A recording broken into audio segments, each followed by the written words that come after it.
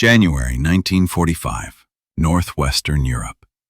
The front is frozen. The maps are not. A number disappears. More than 200,000 American soldiers are quietly reassigned. There is no defeat, no dismissal, no announcement. Clerks redraw lines. Liaison officers change desks. Control moves without sound. Bernard Montgomery remains a field marshal.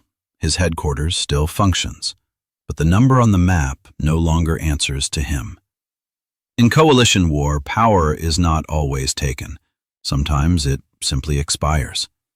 To understand how this happened, the clock has to be turned back, not weeks, but years.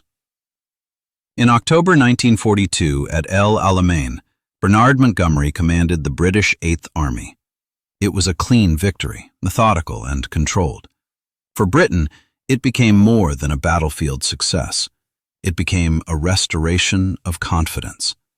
Montgomery emerged as a symbol. Disciplined planning, careful preparation, no unnecessary risk. At a moment when Britain needed certainty, he provided it. But the war did not stand still. By 1944, the center of gravity had shifted westward across the Atlantic. The United States was supplying the bulk of Allied manpower, vehicles, fuel, and ammunition. Entire armies now moved on American logistics. In June 1944, after Normandy, the Allied force in Western Europe expanded at a scale Britain alone could not sustain. The command structure changed with it. Dwight D. Eisenhower was not the most celebrated battlefield commander, but as Supreme Allied Commander, he controlled the only resource that mattered now. Access. Access to men. Access to supply. Access to political backing from Washington. Montgomery still thought in terms of operational brilliance. Eisenhower thought in terms of coalition survival. One man planned battles, the other managed a war made of allies. And in that difference, the ground was already beginning to shift. By the autumn of 1944, Bernard Montgomery operated under a quiet assumption. He did not announce it. He did not defend it aloud. He simply acted as if it were true. He believed he could not be replaced. Not because of rank, not because of seniority, but because he believed the coalition still needed a stabilizing hand. From his perspective, American power was vast but inexperienced, too fast, too confident, too willing to improvise. What the war required, he thought, was restraint. Montgomery believed Eisenhower understood this, that the Supreme Commander valued harmony too much to provoke confrontation, that political balance mattered more than personal friction. This was not arrogance in speech, it was certainty in behavior. He pushed plans forward with minimal consultation. He corrected allies in public briefings. He assumed tolerance where there was only patience. What Montgomery did not see was that the structure beneath him had changed. American commanders no longer needed a guardian. They needed latitude. Eisenhower was no longer managing fragile egos. He was managing scale. Montgomery's belief rested on an older war, a war where Britain still carried the center of gravity. By late 1944, that war no longer existed, and the assumption that followed him into winter would not survive contact with December. On December 16, 1944, the German army struck through the Ardennes. In freezing fog and forest, armored columns pushed west with unexpected force. The attack did not collapse the Allied front. It did something more dangerous. It severed command. The German penetration cut communications between the U.S. 1st and 9th Armies and their parent headquarters. Omar Bradley's control fractured overnight. Orders slowed. Coordination failed. Boundaries dissolved. For Dwight Eisenhower, the crisis was immediate and structural. This was not a question of courage or resistance. It was a question of who could issue orders that would be obeyed. Two American armies were fighting without a coherent chain of command. In coalition warfare, that is a fault line. The geography left only one practical solution: Bernard Montgomery's headquarters sat north of the penetration, intact and connected. The decision was not ideological. It was mechanical. Eisenhower needed continuity. He needed clarity. And for the first time since Normandy, he faced a choice that would trade political comfort for operational survival. The Ardennes did not expose Allied weakness. It exposed how fragile authority becomes when the map breaks apart. And it forced Eisenhower to make a decision that would quietly rearrange power inside the alliance. On December 20th, 1944, Eisenhower made the decision. It was issued without drama and without ceremony. The U.S. 1st and 9th Armies were placed under Bernard Montgomery's temporary control. Between 200 and 270,000 American soldiers shifted chains of command in a single directive. This was not a promotion. It was not a vote of confidence. It was a stopgap. The order solved an immediate problem. Montgomery's headquarters could coordinate the northern shoulder of the Bulge. Lines could be stabilized. Logistics could move again. But the transfer carried an unspoken condition. The authority was operational, not political. Caretaking, not ownership. Eisenhower never intended this arrangement to last. The armies would return to American command once continuity was restored. Montgomery accepted the responsibility without qualification. He reorganized sectors, slowed advances, consolidated defenses. On the map, the front steadied. But beneath that surface, something else shifted. American commanders understood the difference between necessity and trust. They could read the limits of the order. Montgomery, however, read only the authority he had been given, not the patience that accompanied it. What looked like control was in fact borrowed time. By late December 1944, the northern shoulder of the Bulge had stabilized. German momentum slowed. Supply lines tightened. The front held. On paper, Montgomery had succeeded, but the numbers told a different story. American units were absorbing the casualties. American formations were freezing in place around Bastogne and the northern corridors. American soldiers were dying under orders issued through a foreign headquarters. For Omar Bradley, the arrangement cut deeper than pride. The loss of command implied failure, even when the crisis had been geographic, not personal. His authority had been bypassed in full view of his subordinates. For George Patton, it was worse. He was executing one of the fastest operational turns of the war, driving the Third Army north under extreme conditions, yet the credit structure above him had shifted away. Montgomery did not exploit the situation deliberately, but he did not soften it either. He questioned American plans, delayed counteroffensives, corrected U.S. officers as if the chain of command were permanent. On the situation maps, the front improved. Inside Allied headquarters, acceptance collapsed. Montgomery was winning terrain, but he was losing consent. And in a coalition war, that imbalance is never survivable. January 7th, 1945, Ardennes. A press tent set against snow and mud, crowded with correspondents and microphones, stiff from cold. Bernard Montgomery steps forward, composed, almost relaxed.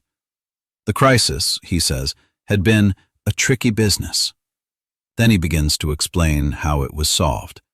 The language is careful, but the center of gravity is unmistakable. I decided.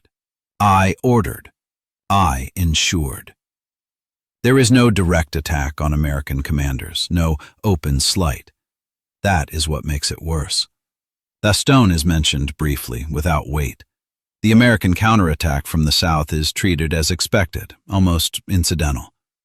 The narrative moves forward with a single subject: Montgomery. British headlines will later compress the message even further. Montgomery saves the situation. Montgomery restores order. Inside SHAEF, the transcript arrives within hours. Eisenhower reads it in silence. This is not a tactical error. It is not even personal arrogance. It is a political miscalculation of the highest order. Montgomery speaks as if the armies were his, as if the numbers on the map had not already changed. In that moment, he does not lose command. He confirms that he no longer understands where power now resides. The reaction is not delayed. It moves faster than any written order. Omar Bradley tells Eisenhower he cannot continue under Montgomery's authority. If the arrangement remains, he will step aside. George Patton's response is explosive, then controlled. He demands clarity.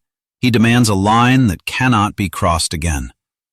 Across American headquarters, the mood shifts from resentment to fracture. This is no longer about personality. It is about legitimacy. Staff officers begin speaking in conditional language. Orders are followed, but without confidence. Coordination survives on discipline alone. Eisenhower watches the structure strain. The press conference has not embarrassed him personally. It has destabilized the command system he is responsible for holding together. Coalitions do not fail because of defeats. They fail when officers stop believing the system represents them. By January 8th, the danger is no longer German armor. It is the possibility that the Allied command will break apart before the front is fully restored. Eisenhower understands something critical in that moment. There will be no second accommodation. What happens next will decide not just a relationship, but whether the alliance can reach the end of the war intact. What unfolded was not simply the result of temperament. It was the collision of two different ways of understanding war. Bernard Montgomery viewed conflict as a technical problem. If the plan was sound and the execution disciplined, authority would follow. Success on the map justified control. Dwight Eisenhower saw something else entirely. A war fought by allies was a political system under stress. Command existed only as long as it was accepted. Montgomery believed American power could be temporarily managed. That mass did not automatically translate into leadership. That experience still outranked scale. Eisenhower knew the equation had already changed. The United States provided the majority of divisions, vehicles, fuel, and air support. With that weight came expectation. Montgomery never noticed the transition. He mistook borrowed authority for restored dominance. He assumed binational cooperation functioned like a permanent hierarchy. It did not. In this system, command could be withdrawn without confrontation. Influence could disappear without announcement, and loyalty, once broken, could not be argued back into existence. Montgomery did not lose power because he failed. He lost it because he continued to act as if power were personal. By January 1945, that assumption had become unsustainable, and Eisenhower was preparing to make that reality explicit. January 8th, then January 9th, 1945. There is no press tent this time, no audience, no raised voices. Eisenhower sits at his desk and writes. The cable goes to General George C. Marshall in Washington. Its language is restrained, almost clinical, but the meaning is unmistakable. The breakdown of trust, Eisenhower explains, has made effective command impossible. The situation cannot be repaired with reassurance. If it continues, he will step aside. There is no demand that Montgomery be dismissed. None is needed. In the Allied system, this is an ultimatum written in negative space. Choose the supreme Allied commander or accept that the coalition no longer functions. Eisenhower does not threaten. He documents. That is what gives the message its force. It presents resignation not as protest, but as consequence. In Washington, the implication is understood immediately. Replacing Eisenhower would fracture the alliance far more than confronting one field marshal. For the first time, Montgomery is not being debated. He is being evaluated as a liability. The moment passes quietly, but the decision it forces is irreversible. Power, which had been drifting for weeks, has now been formally acknowledged, and it will not return. By mid-January 1945, the crisis is contained, not resolved, contained. Bernard Montgomery remains in command of the 21st Army Group. His rank is untouched, his headquarters intact. But the system around him has changed. He writes a letter of apology, careful and unambiguous. It affirms loyalty, it accepts subordination. Eisenhower acknowledges the letter and moves on. There is no public reckoning, no victory lap. The American armies return fully to American command. Operational tempo accelerates, decisions compress. From this point forward, the drive into Germany is shaped primarily in Washington and Schaeff, not London. Montgomery is informed, rarely consulted. He remains useful. He is no longer central. The alliance holds, but the trust that once allowed flexibility does not recover. Command now operates on structure alone. What has occurred is not a demotion in title, it is a loss of influence. Montgomery has not been defeated in battle. He has been sidelined by a system that is finished transitioning away from him.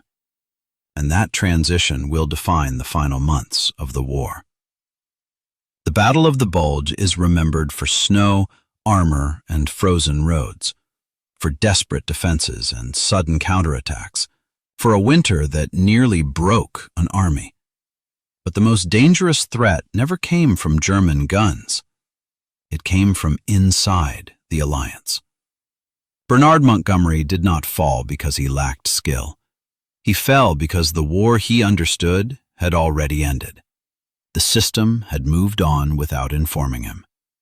Dwight Eisenhower did not defeat a rival. He preserved a structure. He understood that coalition warfare is not won by brilliance alone. It is sustained by restraint, timing, and the discipline to act before fractures become fatal. The decisive weapon in this crisis was not artillery. It was a pen, used at the right moment with no audience. Power in modern war does not always announce itself. Sometimes it withdraws quietly, leaving rank and reputation intact while removing the ability to shape outcomes. Montgomery remained a field marshal, but the numbers never returned, and the alliance crossed into Germany not unified by admiration, but held together by a single, cold recognition. No individual is larger than the mission.